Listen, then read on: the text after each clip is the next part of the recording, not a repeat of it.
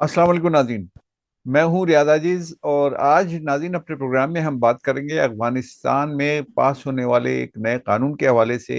ये कानून ख़वातीन और बच्चों पे तशद्दुद के हवाले से है और इस कानून के तहत अजीब व गरीब शराइत तालिबान हुकूमत ने रखी हैं।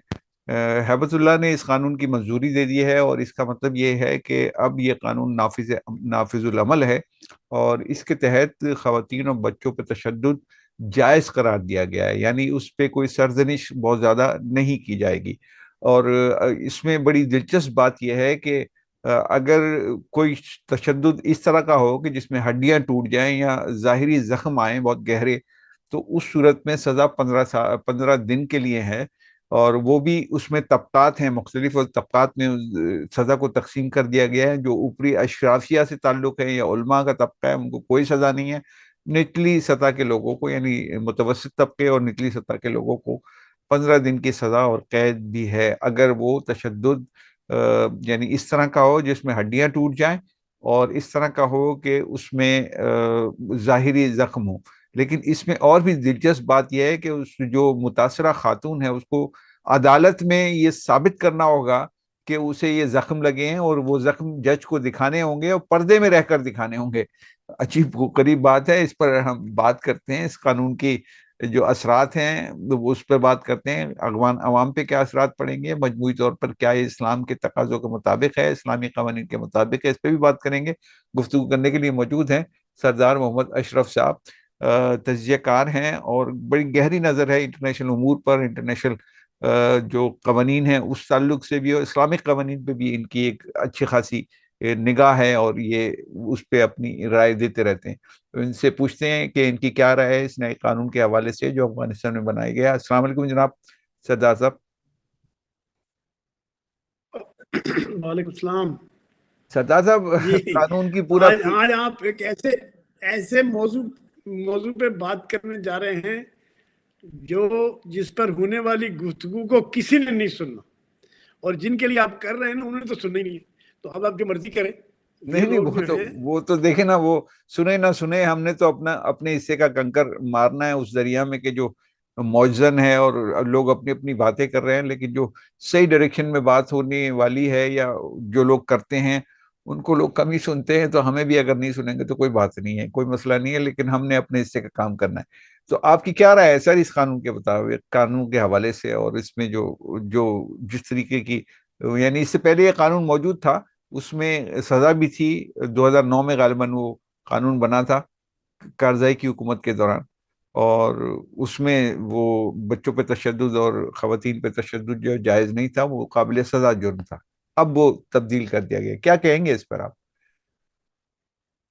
इस पे क्या कह सकते हैं? You you see this is a total मिसनॉमर of religion. और रिलीजन के नाम पर ये बदतरीन किस्म की जो जो दहशत है वो तारीख की जा रही है। इससे पहले जो है उन्होंने औरतों को या लड़कियों को यूनिवर्सिटी और कॉलेज से बंद कर दिया, और अब उन्होंने औरतों की तो तालीम पूरे तौर पर ही बंद कर दी। सारी दुनिया चीख रही है, सारी दुनिया कह रही है। अफगान औरतें जो पहले वक्त में ये जो कारजाई वगैरह का टाइम था उसमें उन्होंने तालीम भी हासिल की। इससे पहले भी अफगानिस्तान में बादशाहत के दौर में भी औरतों के ऊपर इतना जुल्म या इस तरह का जबर नहीं था जो अफगानिस्तान में इन्होंने शुरू किया है। तो अब ये तो एक अच्छा उसका जो रिलीजियस जो इनका जो वो है, वो उसमें ये नहीं सुनते हैं कि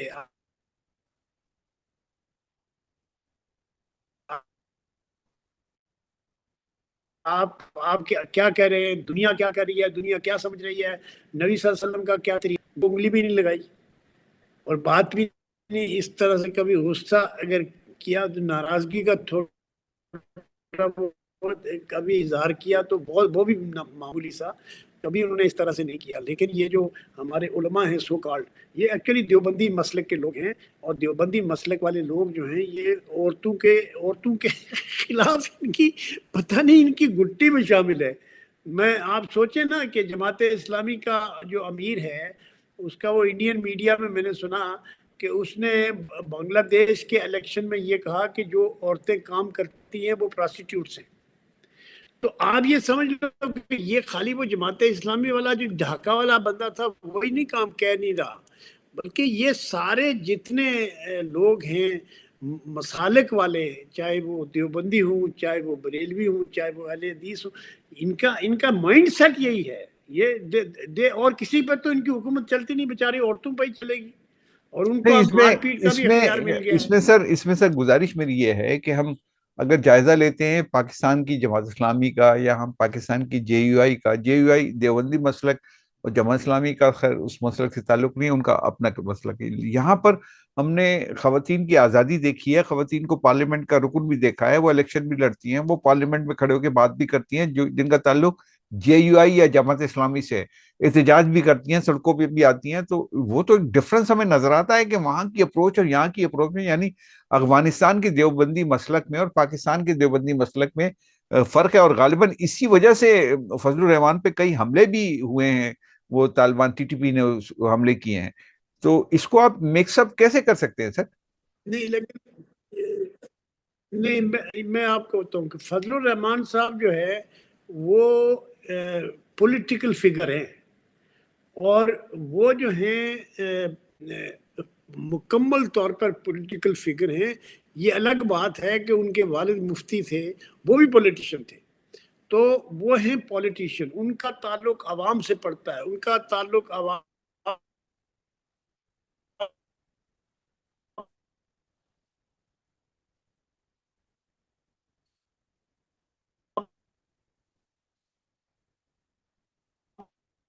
کے پاس جانے سے پڑتا ہے. تو وہ ان کا رویہ ماڈریٹ ہے. ان کا بھی ایک بات کریں کہ جو علماء ہیں دیوبند کے، جو علماء ان کے آئیڈیالوجیکل اس کے جو گارڈین ہیں، اس میں یہ مفتی تقی عثمانی ہیں، یہ دوسرے لوگ ہیں جو دیوبند کے دارالعلوم دیوبند وہ جو لاہور میں ہے اس کا بھی، اور اس کا یہ جو کراچی کا ہے، دوسرے جہاں جہاں بھی ان کے ادارے ہیں وہ اصل ریپریزنٹ کر رہے ہیں. یہ جو مفتی جو مولانا فضل الرحمان صاحب ہیں وہ ان کو ریپریزنٹ نہیں کر رہے، کیونکہ ان کے رویے میں فلیکسیبلٹی ہے. اس طرح کی ہارڈ لائن اختیار کی صحیح بات ہے کہ جماعت اسلامی کی خواتین جو ہے وہ پڑھی لکھی ہیں، وہ یونیورسٹی میں جاتی رہی ہیں، یونیورسٹی میں پڑھتی رہی ہیں. اسلامی جمعیت طلبہ کے ساتھ ان کا وہ رہا ہے، میں نے دیکھا ان کا ایسوسیشن. لیکن پوائنٹ یہاں یہ ہے کہ جو افغانستان ہے یہ ایک یونیک حکومت ہے. اس سے پہلے ایران میں دیکھو دنیا میں دو حکومتیں براہ راست مسلک کی ہیں. ایک جو شیعہ مسلک کی حکومت ہے ایران میں، تو اس میں بھی ایگزیکٹلی یہی بات ہوئی تھی کہ جیسے ہی خامنہئی صاحب آئے انہوں نے وہ تو بالکل عورت سے بات نہیں کر رہے تھے، اور اوریانا فلاس نے ان کا انٹرویو لیا، اور وہ انٹرویو پردے کے پیچھے سے تھی، اس نے پردہ ہٹا دیا، یہ بھاگ گئے وہاں سے. تو یہ اتنا انتہائی لائک ایجوکیٹ کرنے کے بجائے ان کو لیکن دین ایران میں بھی سکھانے کے صورتحال بجائے، ان کو ایران میں بھی اخلاق صورتحال سکھانے کے بجائے سر، ایران میں بھی صورتحال تھوڑی سی مختلف ہے، اور وہاں پہ ہاں بھی جی جی اتنی انتہا پسندی نہیں ہے. اب ہم فوکس کر کے بات کرتے ہیں افغانستان پہ. مجھے آپ یہ بتائیے کہ ایک عورت جس پر تشدد ہوا ہے اس کو اپنے تشدد کو ثابت کرنے کے لیے جج کے سامنے پیش ہونا ہوگا، ایک. جی. دوسرا، جج کو اپنے تمام زخم دکھانے ہوں گے جو جہاں بھی لگے ہوں اس کے جسم میں. تو یہ کون سا اسلام ہے سر؟ نہیں نہیں، یہ دیکھو، یہ ان کا مسلکی اور حکومتی ان کی اپنی اتھارٹی ہے، اس کا کوئی تعلق اسلام سے نہیں ہے. اسلام تو تعلیم دیتا ہے بھائی، تعلیم دینے کے بعد ان کو سکھانے کے بعد آپ دیکھیں نا کہ جو پردے وغیرہ کے جو احکامات بھی آئے وہ سورہ نور میں، اور دوسرے وہ نبی صلی اللہ علیہ وسلم کی مدینے میں کتنے سال گزرنے کے بعد ہوا ہے. یہ پہلے دن سے ایسا نہیں ہوا کہ نبی صلی اللہ علیہ وسلم نے کہا پردے میں رہیں گے، اور اس میں بھی پردے کے مختلف چیزیں ہیں، توجیہات ہیں، قرآن میں الگ سے بات ہوئی ہے. تو پوائنٹ یہاں یہ ہے کہ افغانستان میں جو ملائیت کا دورہ ہے، اور وہ جانتے ہیں کہ عورتوں میں ان کے خلاف ریزنمنٹ پایا جاتا ہے، اور عورتوں کے تو ان کو اس کو کرش کر رہے ہیں، وہ کچل رہے ہیں. اور اس سے پہلے طالبان کی جب حکومت تھی تو وہ اچھا اس میں ایک اور انٹرسٹنگ بات بتاؤں آپ کو کہ عورت کی وہ کہیں گے عورت اپنی گواہی بھی نہیں دے سکتی. اگر عورت کو زخمی ہو یا اس کی ہڈی ٹوٹی ہوئی ہو یا اس کے زخم آئے ہوئے ہوں اور وہ جج کے پاس جا کے کہے گا تو وہ مولوی صاحب کہیں گے نہیں جی اس کی تو گواہی جائز نہیں ہے. You see؟ تو یہ ایک ایسا مس نامر ہے ریلیجن کے نام پہ کہ اس کے بارے میں بہت زیادہ آپ اگر ان کے اوپر تنقید بھی کریں تو کیا تنقید، وہ سنتے ہی نہیں. They don't listen. دیکھیں نا اقوام متحدہ کا نہیں سن رہے. وہ جو یہ پاکستان کے اندر بھی جو ریلیجیس اسکالرس ہیں وہ دیکھو نا انڈیا گیا تھا ان کا فارن منسٹر تو پہلے اس نے جو وومن جرنلسٹ کو ان کو بین کر دیا. پھر جب انہوں نے تنقید ہوئی بہت تو پھر اس نے خواتین جرنلسٹوں سے اس نے اپنے اس میں بلا کے تو اس نے خطاب بھی کیا. تو یہ ان کا ایکچولی یہ پولیٹیکل پاور کی بات ہے. اس کا ریلیجن سے کوئی تعلق نہیں ہے میرے خیال سے، چونکہ ریلیجن تو ایجوکیٹ کرتا ہے. اور وہ ایک دفعہ مجھے کسی نے ایک بڑی اچھی بات کہی کہ بھائی prophet's wife use to ride in a horse, camel ride کرتی تھی. اچھا تو وہ اگر ایک اگر یہودی لڑکی اگر نے وہ کہا لوگ کہ سر، پروفٹس وائف کوڈ رائڈ. اچھا میں ایک سوال کر لوں آپ سے. اگر یہ جی طالبان جی جن کی لاجک یہ ہے کہ خود نبی صلی اللہ علیہ وسلم نے یا قرآن نے بھی یہ احکامات جاری کیے کہ اگر تمہاری جو بیویاں ہیں اگر وہ حد سے باہر جائیں تو پھر ان کی سرزنش کی جا سکتی ہے، یہ وہ احادیث سے بھی ثابت کرنے کی کوشش کرتے ہیں اور قرآن سے بھی ثابت کرنے کی کوشش کرتے ہیں. پھر اس بات کو کس تناظر میں آپ دیکھیں گے؟ اس کا کیا جواب ہے آپ کے پاس؟ دیکھیے قرآن میں تو یہ بات، یہ دیکھیے ایک تو یہ بات ہے کہ قرآن میں یہ بات جو ہے قرآن کی ساری قرآن جو سارا ہے وہ الیگوریکل ہے، تمثیلی ہے. اس میں مثال دے کر بتائی جاتی ہے ایک بات. اور دوسری بات یہ ہے کہ جب یہ جو اس طرح کی جو روایت بھی آئی ہے اور جو قرآن کی آیتیں بھی ہیں وہ ہیں آیتیں ہیں، لیکن اس کا یہ مطلب نہیں ہے کہ آپ ان کی مار کٹائی شروع کر دیں اور ان کو گھر میں. بھائی سوال یہ پیدا ہوتا ہے کہ وہ عورتیں تو پہلے ہی گھر میں بند ہیں، وہ بچے بھی بند ہیں، تو جو بند ہیں گھر میں وہ کیا کریں گی آپ بتائیں. اور پھر ان کو مطلب جو مولوی صاحب کا جو بھی غصہ وہ آئے بھی گا دیکھیں نا سر، وہ ان کے اوپر آئے گا. اس میں ہمیں سر فیئر انالیسس کرنا چاہیے. کوئی مرد بھی اپنی بیوی کو بلا وجہ تو نہیں مارے گا نا، اس کی کوئی نہ کوئی ریزن تو ہوگی. اس نے حد سے تجاوز کیا ہوگا، گھر سے باہر اس کی پتہ اجازت نہیں کے پھر یہ بغیر نکلی مرد ہوگی. اگر نہیں اگر میں اگر سر اگر ایک لاجیکل افغانستان کے علماء. میں ایک لاجیکل گراؤنڈ پہ بات کر رہا ہوں کہ جی وہ پاگل تو نہیں ہے کہ اپنی بیوی کو بلا وجہ مار. کوئی ریزن تو اس کا بنے گا کہ اس نے مارا، اس نے تشدد کیا. اب وہ اس کے احکامات ظاہر ہے کہ قرآن میں آپ خود بھی کہہ رہے ہیں کہ موجود ہے، احادیث میں بھی موجود ہیں. تو پھر وہ کیا غلط کر رہے ہیں اس اعتبار سے کہ وہ اپنے فیملی کو کنٹرول میں رکھنا چاہتے ہیں، ایک دوسرا اپنے بچوں کی پراپر تربیت کرنا چاہتے ہیں. میرے خیال ہے اس قانون میں یہ بھی ہے کہ اگر شوہر کی اجازت کے بغیر، جو ابھی طالبان نے پاس کیا ہے کہ اگر شوہر کی اجازت کے بغیر بیوی اپنے میکے والوں کے یہاں چلی جائے یا اپنے رشتے داروں کے یہاں چلی جائے تب بھی اس پہ تشدد جائز ہے یا اس کی سرزنش کی جا سکتی ہے. تو وہ اپنی فیملی کو کنٹرول کرنے کے لیے اگر یہ اقدامات کر رہے ہیں، اپنے طور پر انٹرپریٹیشن کر رہے ہیں ان احادیث کی یا ان آیات قرآنی کی، تو پھر وہ قریب اپنے اعتبار سے یعنی اپنے اینگل پر وہ درست تو ہیں اس حوالے سے اگر دیکھا جائے. دیکھیے قرآن کے اوپر تو آپ مکمل عمل کریں گے نا. اور نبی صلی اللہ علیہ وسلم نے کہا کہ عورتوں اور مردوں کی تعلیم کو بنیادی فرض قرار دے دیا. اور ان کو جو ہے ایک حدیث میں یہ ہے کہ جو تعلیم کے لیے جو آدمی سفر کرے یا جو تعلیم حاصل کے لیے کہ کوشش کرے اس کا درجہ شہید کے برابر ہے. تو پہلی بات تو یہ ہے کہ نبی صلی اللہ علیہ وسلم نے یا قرآن نے یا احادیث میں کبھی آپ یہ بتائیں نا کہ یہ تو سب بات ہوئی، لیکن آپ بتائیں کہ مدینے میں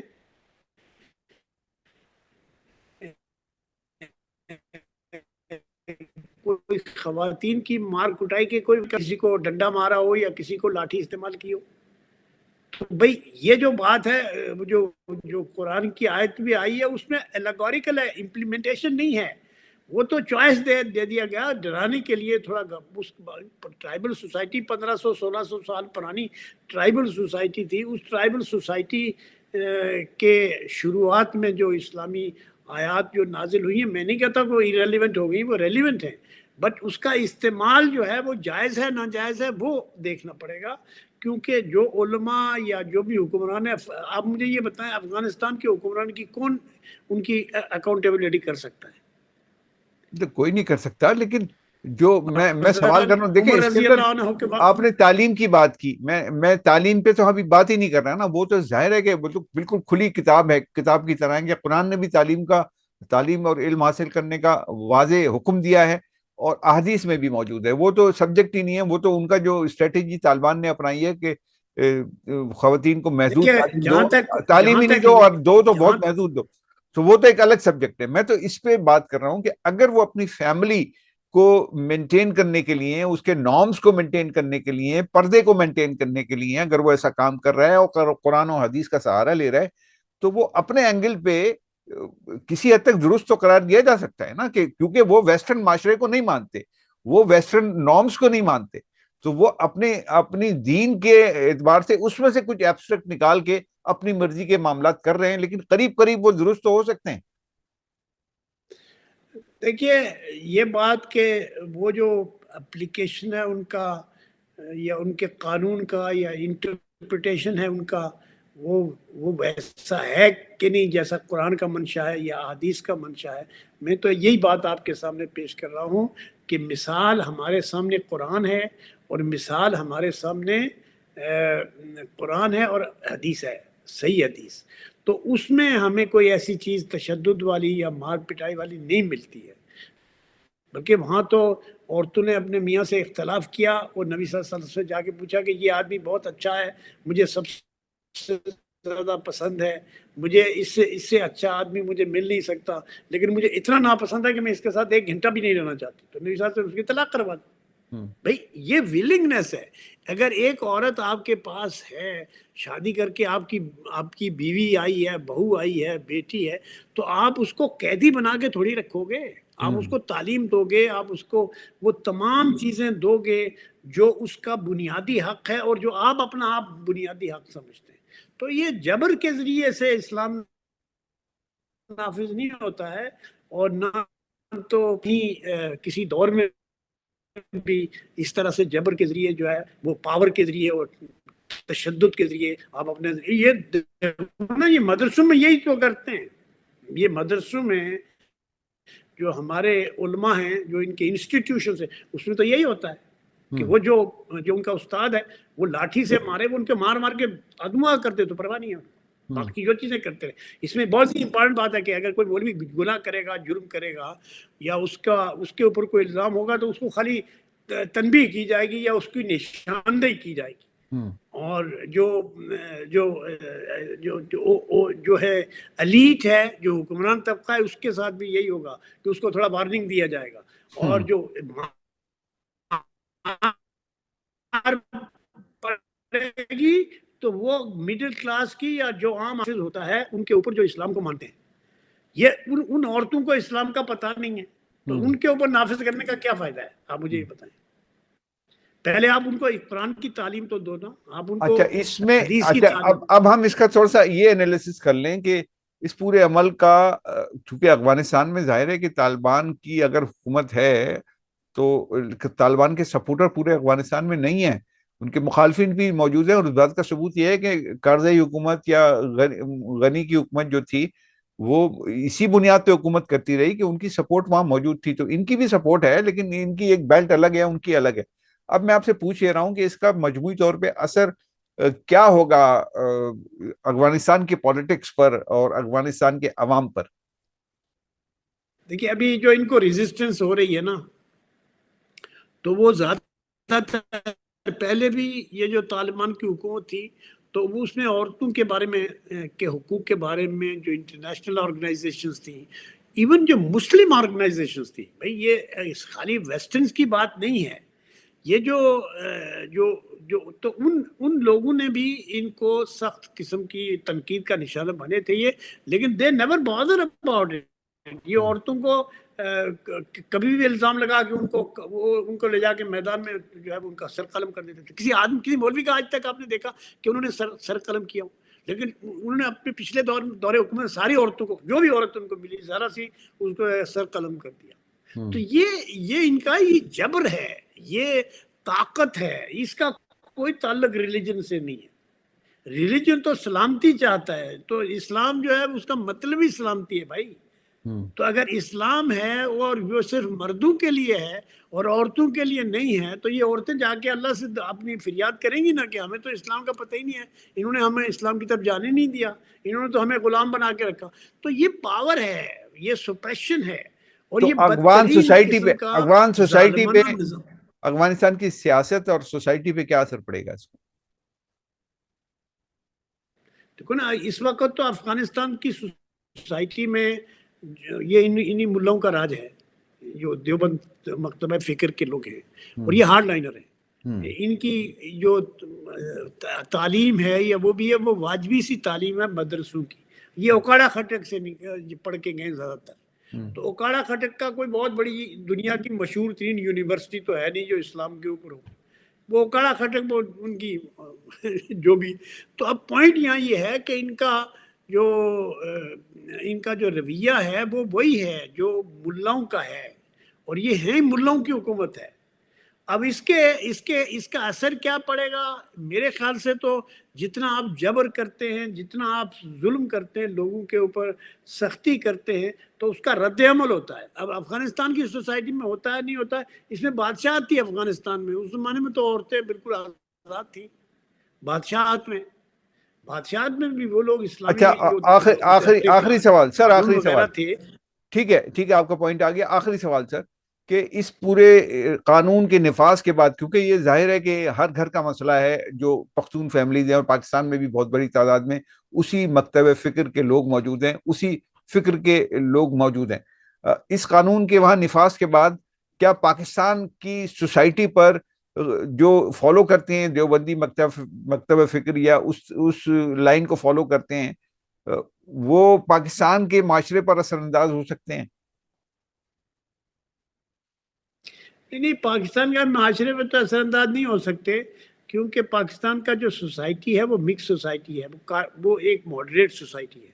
اس میں مختلف قسم کے رویے ہیں، جس میں کوئی خاص ریلیجن کا اتنا بڑا اثر پاکستان میں نہیں ہے. ایون آپ دیکھیں نا، آپ نے جماعت اسلامی کا ذکر کیا، جمیعت علماء اسلام کا ذکر کیا، وہ جو بریلوی مکتبہ فکر کی جماعت ہے، پتہ نہیں کیا نام ہے ان کا، وہ ان کا آپ نے ذکر کیا. ان کے سارے دیکھیں، یہ چیزیں ان کے اندر کامن ہیں. آپ دیکھیں گے کہ ان کے آپس میں ایک دوسرے کے ساتھ نماز نہیں پڑھتے، یہ ایک دوسرے کے ساتھ مطلب اس طرح سے رہتے ہیں کہ وہ ایک دوسرے کو مسلمان ہی نہیں سمجھتے.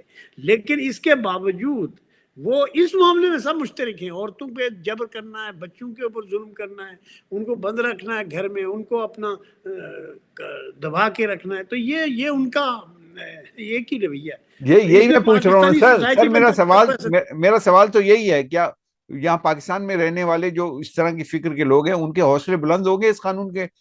اگرچہ افغانستان میں بنا ہے، وہی نفاذ ہوا ہے، لیکن ان کے یہاں حوصلے بلند ہو گئے اس پہ کہ ہم ٹھیک کر رہے ہیں بالکل؟ یہ ہمارے جو ریلیجس کلاس ہے وہ ضرور اس کو پریچ کرے گی. وہ افغانستان کو بطور ماڈل پیش کرتے ہیں کہ یہ اسلامی ریاست ہے، وہ عمارت ہے، اسلامی عمارت ہے، اور اس کے جو قانون ہیں وہ سب کے اوپر لاگو. تو وہ یہ باتیں ضرور کریں گے. یہ الگ بات ہے کہ پاکستانی سوسائٹی میں عورتوں کے اوپر اتنا جبر نہیں ہے، اور یہاں قانونی طور پر بھی ان کو وہ ہوا ہے. جیسے دیکھیں نا، ابھی ان کو 18 سال سے کم عمر کی شادی کے اوپر قانون بن گیا نا. حالانکہ وہ علماء نے کہا نہیں بننے دیں گے، لیکن بن گیا. اب اس کو فالو تو کرنا پڑے گا. وہ کہے 12-13 سال کی لڑکی سے شادی کر لو، صحیح ہے. اب یہ اپنے مس نامر ہے، یہ مس نامر ہے. ریلیجن جو ہے وہ آخرت کی یاد دہانی کراتا. دیکھیے وہاں ان کا علماء کا قانون ہے، وہ جو بھی مکتب فکر ہے ان کے، وہ ان کا قانون ہے. اور ان کا قانون جو ہے وہ اپنی بے زبان عورتوں اور چھوٹے بچوں پر ہی لاگو کریں گے. اور کیا کریں گے؟ اپنے علماء پہ تو نہیں کر رہے نا. بالکل صحیح ہے، جی بالکل ہم تھوڑی تھوڑی ٹھیک ہے سر، پوائنٹ آ گیا آپ کا، بہت شکریہ آپ کا، آپ نے گفتگو کی، ناظرین یہ گفتگو آپ نے سن لی، بڑی اہم گفتگو اور بڑے اہم نکات اٹھائے ہیں سردار محمد اشرف صاحب نے، اس گفتگو پہ غور ضرور کیجیے گا، میں اجازت چاہتا ہوں، اللہ حافظ.